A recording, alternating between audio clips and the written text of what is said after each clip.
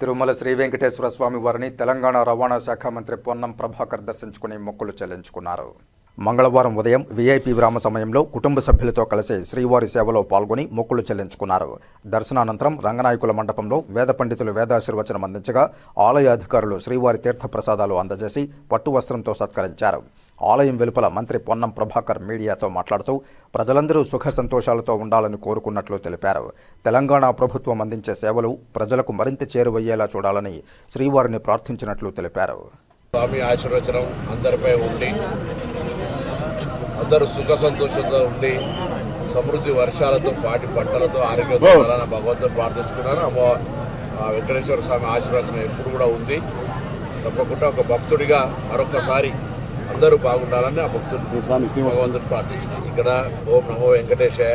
రాజకీయాలు మాట్లాడకపోతే మంచిది.